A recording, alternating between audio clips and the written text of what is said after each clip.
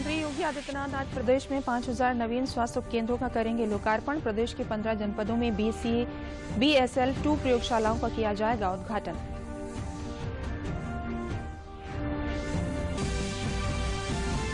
गोरखपुर में मुख्यमंत्री योगी आदित्यनाथ ने ब्रह्मलीन महंत अवैधनाथ अखिल भारतीय पुरुष कबड्डी प्रतियोगिता के समापन समारोह में विजयी खिलाड़ियों को किया पुरस्कृत।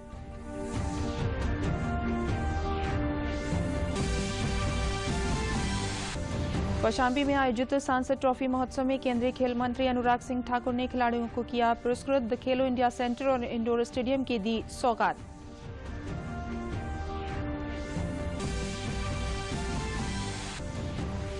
प्रधानमंत्री नरेंद्र मोदी ने उत्तराखंड में 18,000 करोड़ रुपए की 18 विकास परियोजनाओं का किया लोकार्पण और शिलान्यास। प्रधानमंत्री ने 11 विकास परियोजनाओं की भी रखी आधारशिला।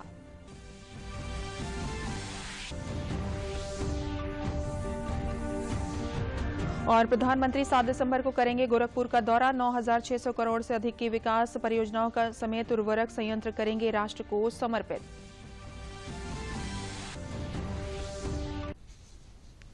नमस्कार, मैं हूं तरन्नुम रिजवी। अब समाचार विस्तार से। मुख्यमंत्री योगी आदित्यनाथ आज प्रदेश में 5,000 नवीन स्वास्थ्य उपकेंद्रों का लोकार्पण करेंगे। मुख्यमंत्री द्वारा 15 जनपदों में BSL-2 प्रयोगशालाओं और मंत्रा ऐप का भी लोकार्पण किया जाएगा। कार्यक्रम के दौरान मुख्यमंत्री मातृ स्वास्थ्य एवं नियमित टीकाकरण में उत्कृष्ट सेवाएं प्रदान करने वाली MNM को प्रशस्ति पत्र भी प्रदान करेंगे।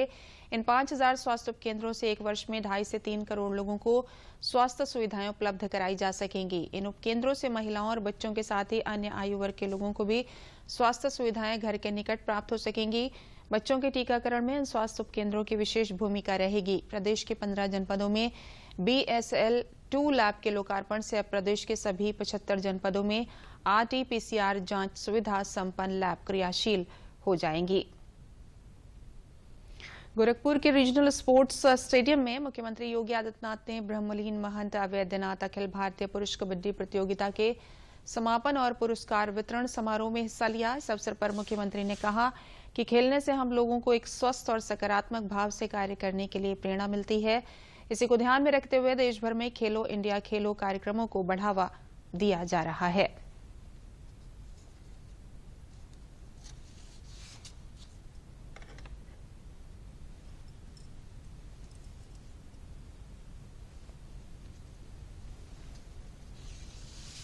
प्रधानमंत्री मोदी जी ने आज से 7.5 वर्ष पहले पूरे देश के अंदर अपने युवाओं की ऊर्जा को सकारात्मक दिशा देने के लिए खेलो इंडिया खेलो के आयोजन को आगे बढ़ाया था। भाइयों बहनों, आपने देखा होगा कि मात्र 5-6 वर्ष के अंदर ही खेलो इंडिया खेलो के परिणाम सामने आए।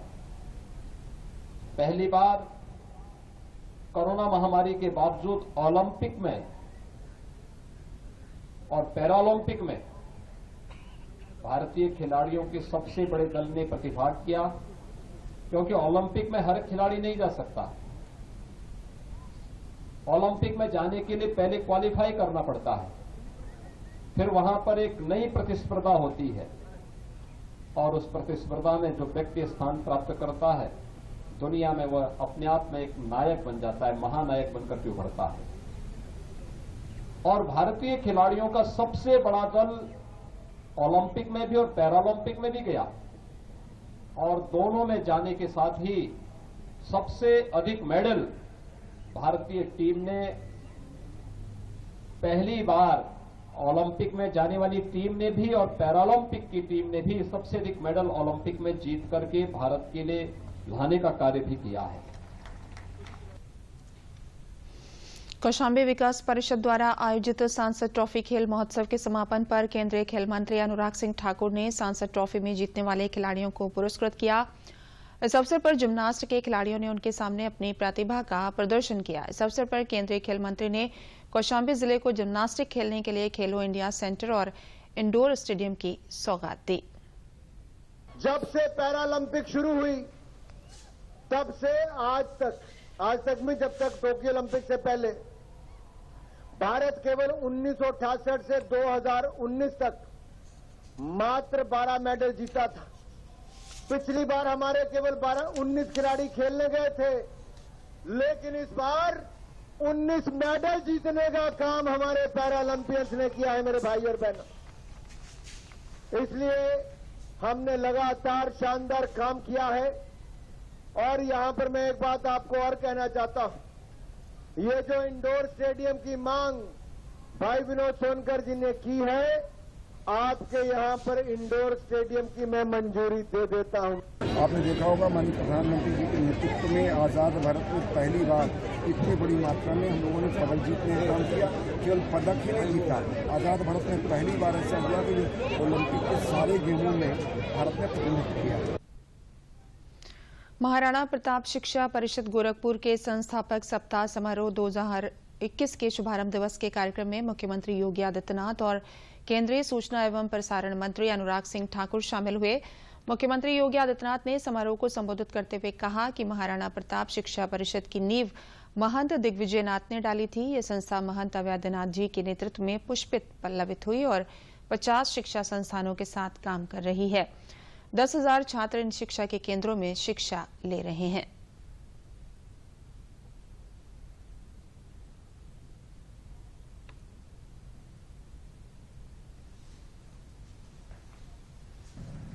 महाराणा प्रताप शिक्षा परिषद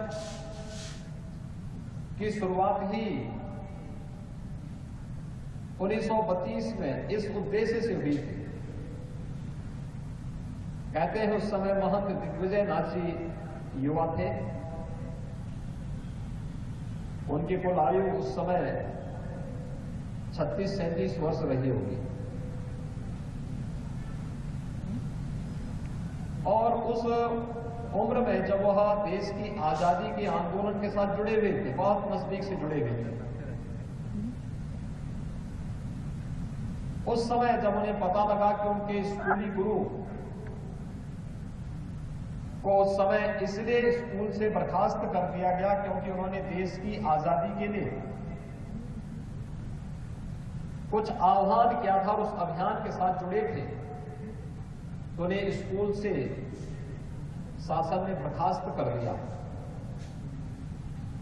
अपने गुरु के सम्मान के लिए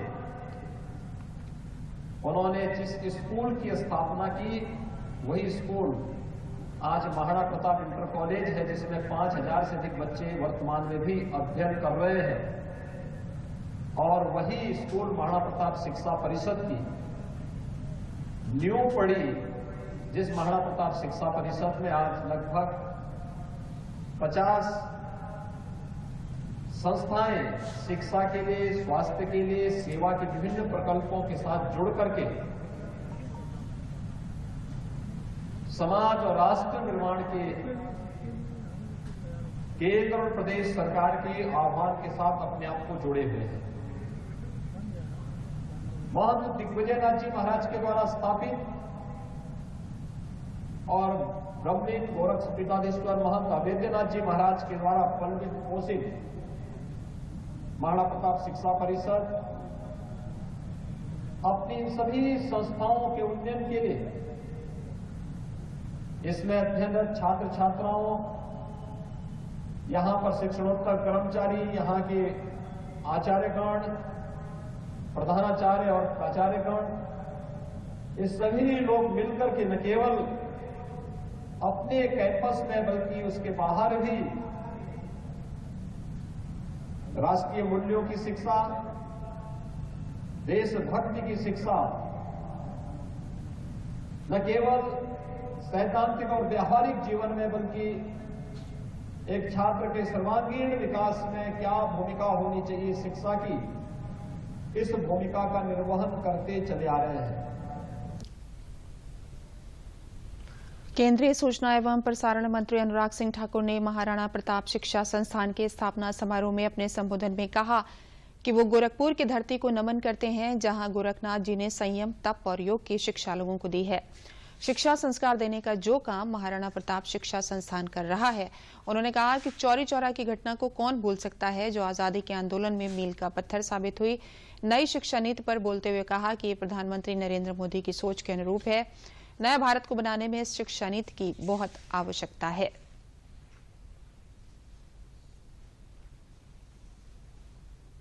गोरक्ष पीठ एक सिद्ध पीठ है, एक योग पीठ है।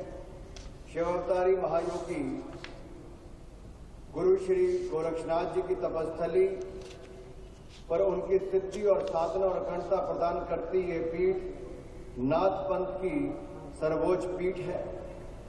सामाजिक, धार्मिक, आध्यात्मिक इतिहास में ये पीठ अपने सामाजिक और सांस्कृतिक पुनर्जागरण के लिए तो दर्ज है ही। भारत के स्वतंत्रता आंदोलन में नाथपंथी योगियों एवं योगेश्वरों की विशिष्ट भूमिका तथा सन्यासी आंदोलन में सहभागिता के कारण भी इस पीठ की भूमिका नजरअंदाज कर भारत के स्वतंत्रता संग्राम का इतिहास पूर्ण नहीं हो सकता है। अगर किसी क्षेत्र में कनेक्टिविटी बढ़ेगी, स्वास्थ्य का बुनियादी ढांचा तैयार होगा, धार्मिक पर्यटन पर जोर होगा, रोजगार के अवसर भी उपलब्ध होंगे तो विकास तो होगा ही। कल प्रधानमंत्री मोदी द्वारा उत्तराखंड को जो परियोजनाएं दी गई हैं वो विकास की इसी तस्वीर को जमीन पर साकार करेंगी। आइए आपको बताते हैं क्या है ये परियोजनाएं।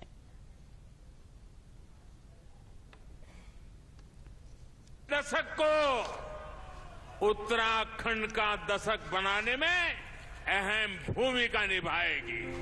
प्रधानमंत्री नरेंद्र मोदी ने देवभूमि उत्तराखंड को 18,000 करोड़ रुपए की 18 परियोजनाओं के साथ विकास की सौगातें दी हैं।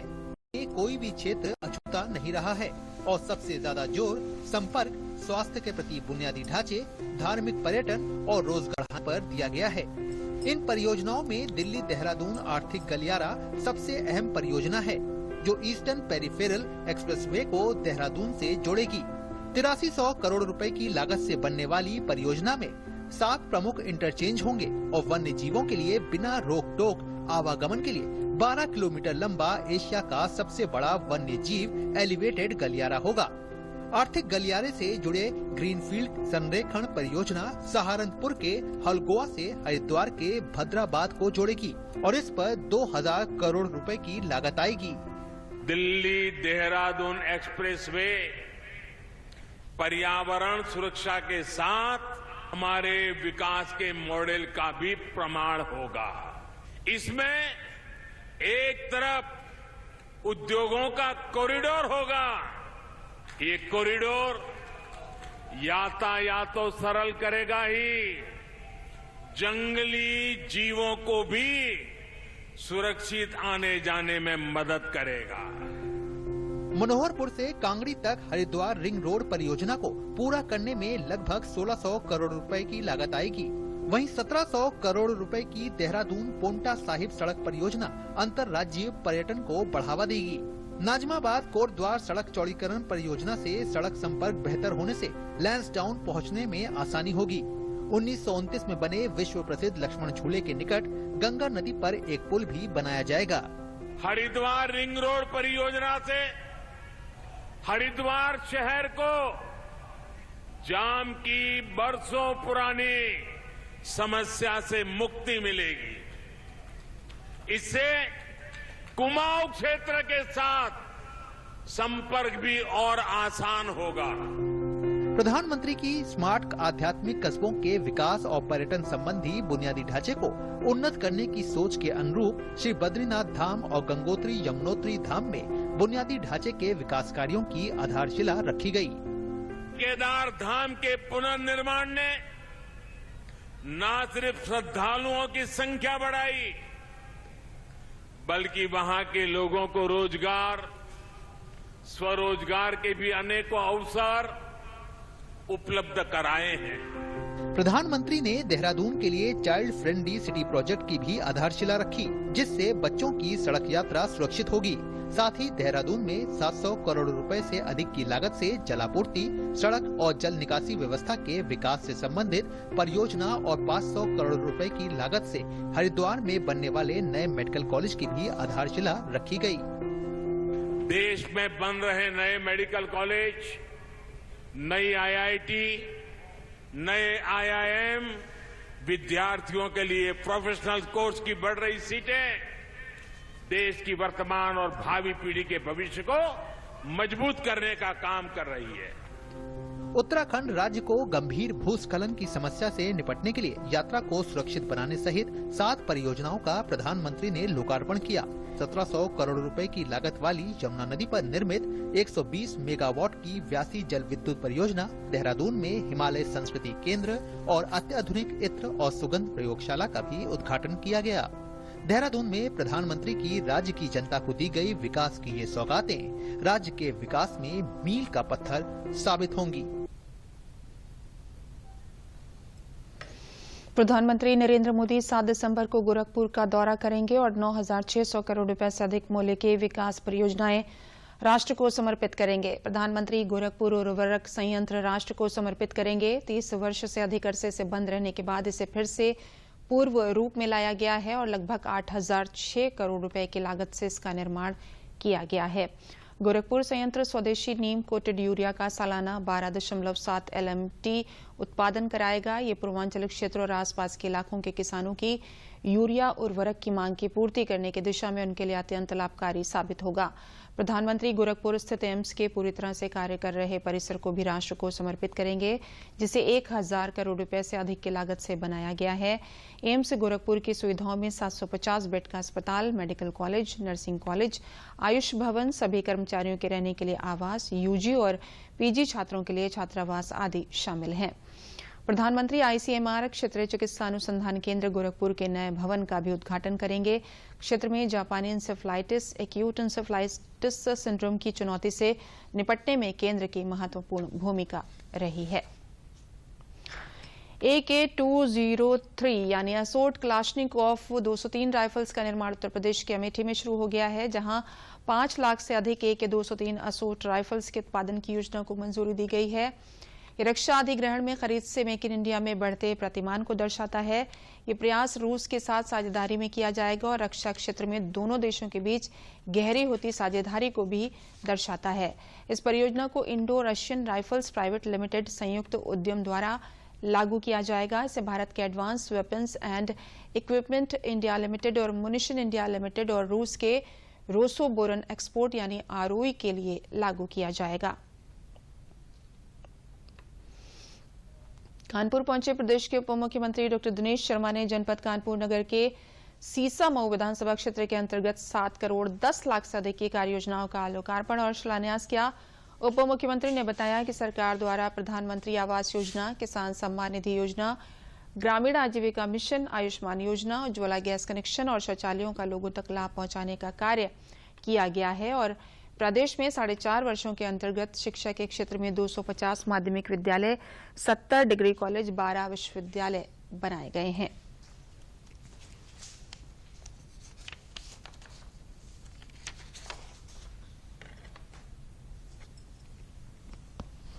बीजेपी का नारा ही है सबका साथ सबका विकास, और कुछ लोग जो है बाहर से आकर यहाँ पर उन्माद पैदा करना चाहते हैं, कुछ लोग और जाति और संप्रदाय में बांटना चाहते हैं। उससे भारतीय जनता पार्टी का कोई सरोकार नहीं है। बीजेपी सभी जाति सभी धर्म के लोगों को प्रतिनिधित्व दिया है। जो विकास कार्य हमारे रहे हैं आप निकलवा कर देख लीजिए। जो हमारे अगर हमने मकान दिया है तो हिंदू को भी मिला है, मुसलमान को भी मिला है, अगड़े को पिछड़े को सभी को मिला है। अगर हमने सम्मान राशि दी है सभी को दी है। अगर हमने शौचालय बनाए सभी को दिए, राशन हम दे रहे हैं सभी को दे रहे हैं। बीजेपी पक्षपात करने वाली पार्टी नहीं है। प्रदेश के उप मुख्यमंत्री केशव प्रसाद मौर्य ने बाराबंकी के सिद्धौर कस्बे में एक जनसभा को संबोधित किया और करोड़ों की लागत वाली 27 परियोजनाओं का लोकार्पण और शिलान्यास किया। उन्होंने जनता से अपील करते हुए कहा कि इस बार के विधानसभा चुनाव में बाराबंकी की 6 सीटों पर जनता भाजपा को जिताए। उन्होंने कहा कि केंद्र की मोदी सरकार और प्रदेश की योगी सरकार ने शहर और ग्रामीण क्षेत्रों में गरीब जनता को आवास देने का काम किया है। आज किसानों को किसान सम्मान निधि मिल रही है।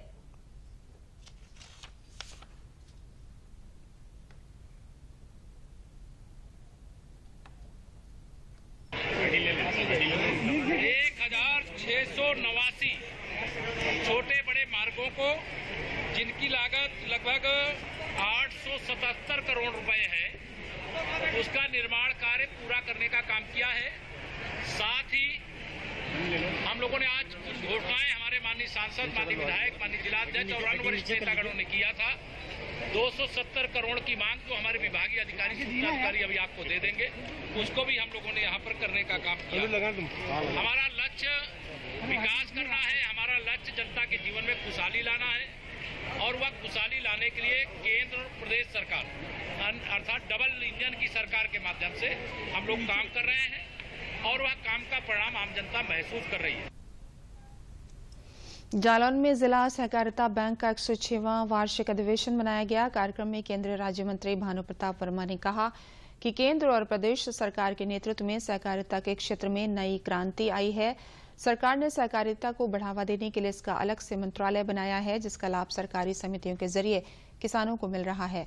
इसके साथ ही उन्होंने कहा कि केंद्र सरकार लघु सूक्ष्म उद्यम मंत्रालय द्वारा छोटी छोटी उद्योग इकाइयां स्थापित कर लोगों को रोजगार देने का कार्य कर रही है।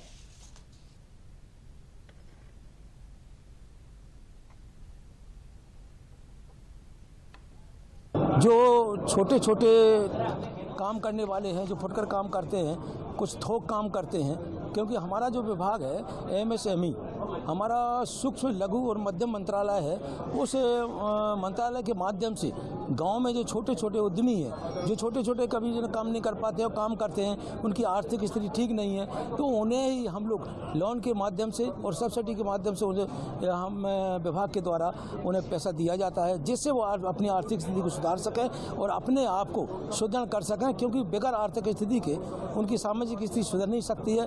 तो जब हम आर्थिक स्थिति उनकी सुधारेंगे तो सामाजिक स्थिति उनकी सुधरेगी, गांव की सुधरेगी, और गांव की सुधरेगी तभी जिले की सुधरेगी, और जिले की सुधरेगी तो उत्तर प्रदेश की सुधरेगी, और उत्तर प्रदेश की सुधरेगी जब ही हमारा देश शक्तिशाली बन सकता है। प्रदेश में आजादी के अमृत महोत्सव के अंतर्गत कई कार्यक्रमों का आयोजन किया जा रहा है। इसी श्रृंखला में चित्रकूट में भाजपा जिला इकाई द्वारा सामूहिक वंदे मातरम गायन और भव्य तिरंगा यात्रा का आयोजन किया गया, जिसमें लोक निर्माण राज्य मंत्री चंद्रिका प्रसाद उपाध्याय, सांसद आर.के. सिंह पटेल एवं अनेक जन प्रतिनिधियों समेत नगर के कई विद्यालयों के छात्र छात्राएं शामिल रहे। 101 मीटर लंबे तिरंगा के साथ निकली शोभा यात्रा में देशभक्ति के गीतों और भारत माता के जयकारों से माहौल राष्ट्र प्रेम से ओतप्रोत नजर आया।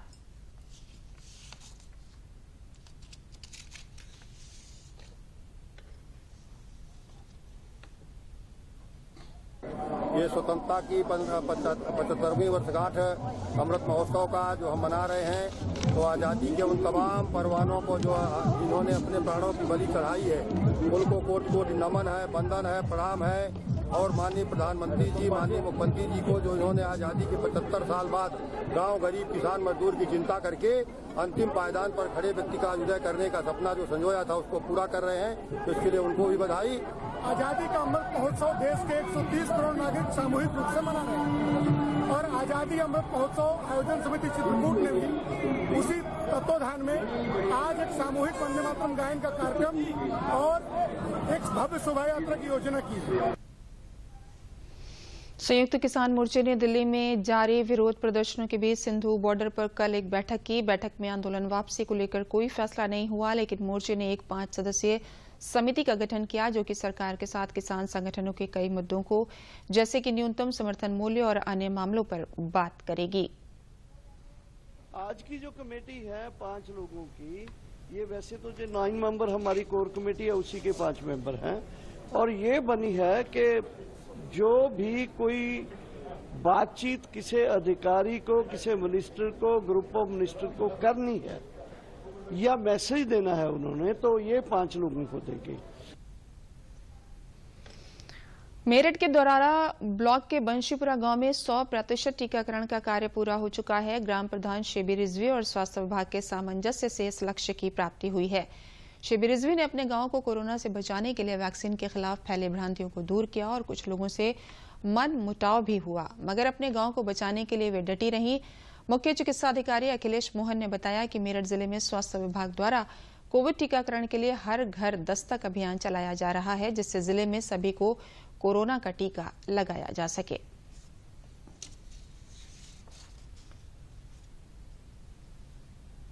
एक हमारा स्पेशल अभियान चला है, दस्तक अभियान, जिसके अंदर हमारी टीम आशा और आंगनवाड़ी हर घर जाती हैं और पता लगाती हैं और लिस्ट बनाती हैं कि कहाँ पहली डोज और सेकेंड डोज का वैक्सीनेशन हुआ है या कब होना है सेकेंड डोज का। तो उस लिस्ट को हम निकाल के लाते हैं। उस लिस्ट के हिसाब से बुला के आंगनबाड़ी और आशा लेके आती हैं पेशेंट्स को और उनको वैक्सीनेट किया जाता है। लोग ये कहते थे कि अगर 50 साल के बाद कोई बोलता था कि मर जाएंगे, 50 साल तक की एज है, कोई बोलता था कि 2 महीने के बाद मर जाएंगे, कोई बोलता था कि बच्चे बंद हो जाएंगे, नसबंदी हो जाएगी, इसलिए डर था कि नहीं, इसलिए नहीं लगवाया था। हमारी सरसवा ग्राम की जो प्रधान है उन्होंने आके समझाया, डॉक्टर आई थी और ANM जो है हमारे गाँव में आती है, उन्होंने आके समझाया कि ऐसा कुछ नहीं है, इसलिए लगवा लिया। कोविड से बचने का बस यही उपाय है कि आसपास अपनी सफाई रखें, अपनी हेल्थ का ध्यान रखें और वैक्सीन लगवाएं। बस सभी कहते थे कि उनका सही नहीं है, ये लगवा ले। प्रधान जी ने कहा था हमसे, जब लगवाया हमने। हाँ, इस वजह से लगवा रहे हैं। पहला टीका है, अब फिर दूसरा भी लगवाएंगे। जब किसी के घर कहने जाते थे तो लोग बात बनाते थे तो तुम्हें क्या परेशानी है, हम नहीं लगवाना चाहते टीका। लेकिन हमने उन्हें समझाया कि टीका लगवाना जरूरी है, अपने बच्चों के लिए भी, अपने लिए भी सुरक्षा है, इसलिए टीका लगवाना बहुत जरूरी है।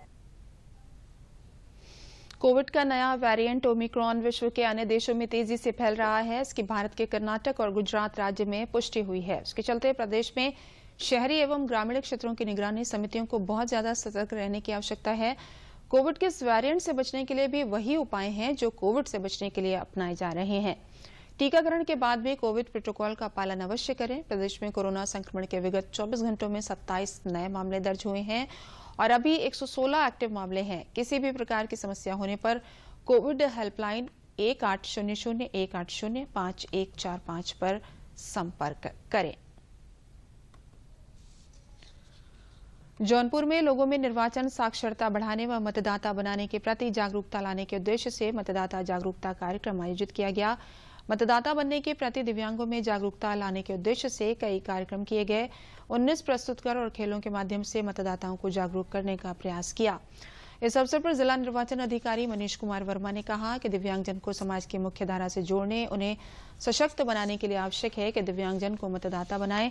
1 जनवरी 2022 को 18 वर्ष पूरे करने वाले या जिनका नाम मतदाता सूची में नहीं है, वे शीघ्र मतदाता सूची में अपना नाम दर्ज कराएं, जिससे आगामी विधानसभा चुनाव में वो अपने मताधिकार का प्रयोग कर सकें। दिव्यांग मतदाताओं के लिए सभी आवश्यक सुविधाएं सभी मतदान केंद्रों पर उपलब्ध रहेंगी।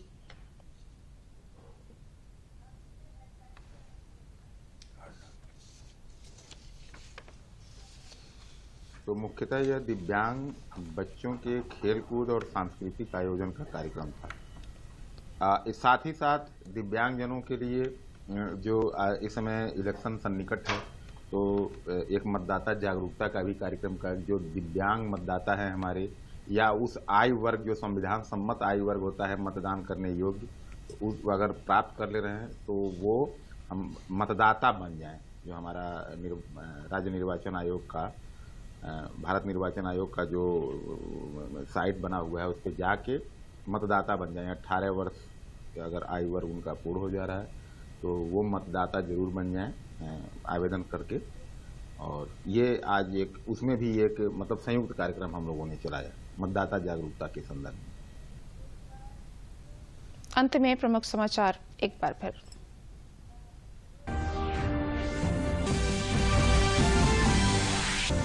मुख्यमंत्री योगी आदित्यनाथ आज प्रदेश में 5000 नवीन स्वास्थ्य उपकेंद्रों का करेंगे लोकार्पण। प्रदेश के 15 जनपदों में BSL-2 प्रयोगशालाओं का किया जाएगा उद्घाटन। गोरखपुर में मुख्यमंत्री योगी आदित्यनाथ ने ब्रह्मलीन महंत अवैधनाथ अखिल भारतीय पुरुष कबड्डी प्रतियोगिता के समापन समारोह में विजयी खिलाड़ियों को किया पुरस्कृत।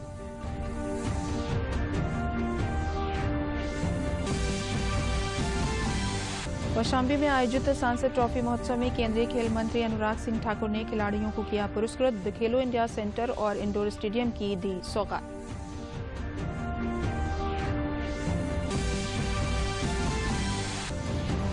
प्रधानमंत्री नरेंद्र मोदी ने उत्तराखंड में 18,000 करोड़ रुपए की 18 विकास परियोजनाओं का किया लोकार्पण और शिलान्यास। प्रधानमंत्री ने 11 विकास परियोजनाओं की भी रखी आधारशिला।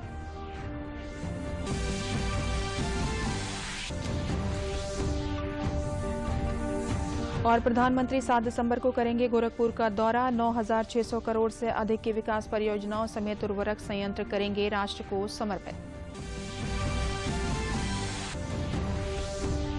इसी के साथ समाचार समाप्त हुए। नमस्कार।